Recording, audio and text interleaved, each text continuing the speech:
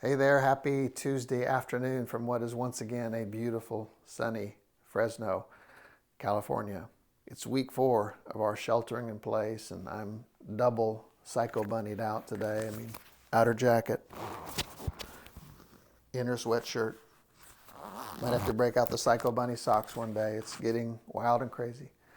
And I'm trying to figure out what mask to wear out in public. I have a couple of options. I would appreciate thinking about it with me. This is option 1. My good friend Gay, who made this cat mask for me. I don't like cats. Or the other option, which I think is fitting for someone named Jason. But I'm trying to consider which would help me keep social distancing intact. Let me know. Give me your feedback. Okay.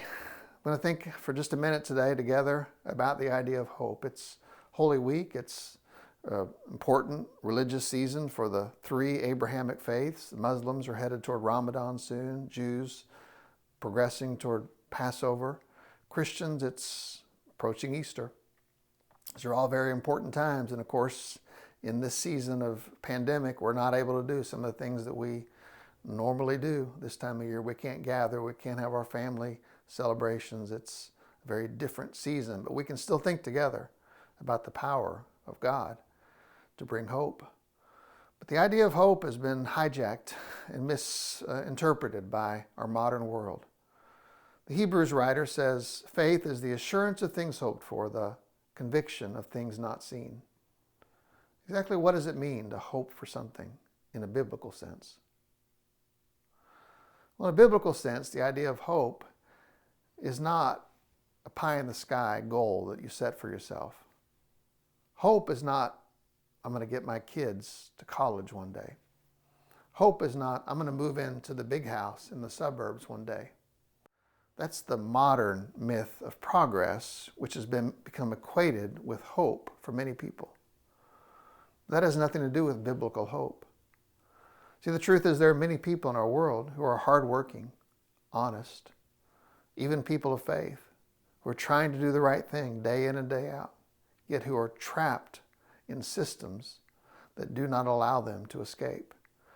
Whether they're living in a favela in Rio de Janeiro or Mexico City or a slum in Nairobi or Dhaka, Bangladesh.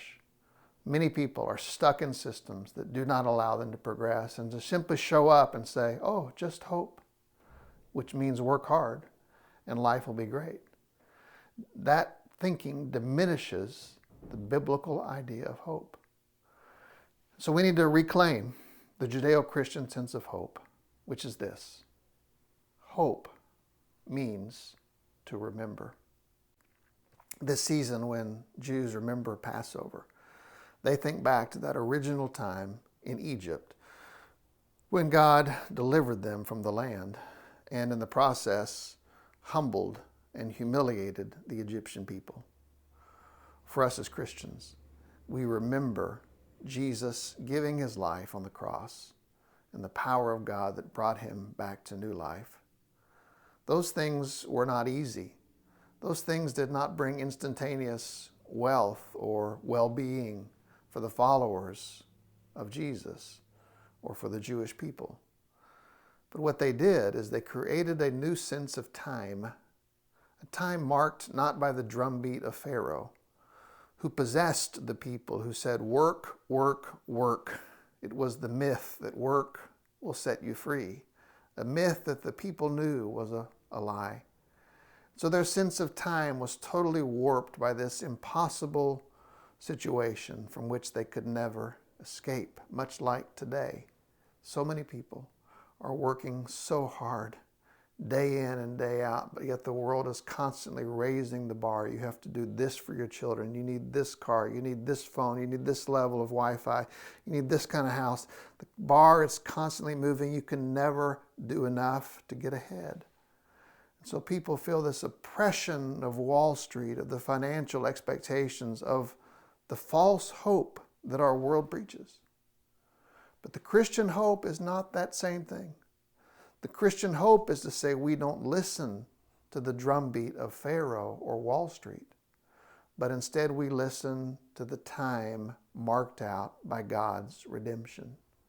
The time when God delivered the people from Egypt, when God delivered us as Christians from the power of sin by Jesus' self-sacrifice and by the power of God releasing him from death.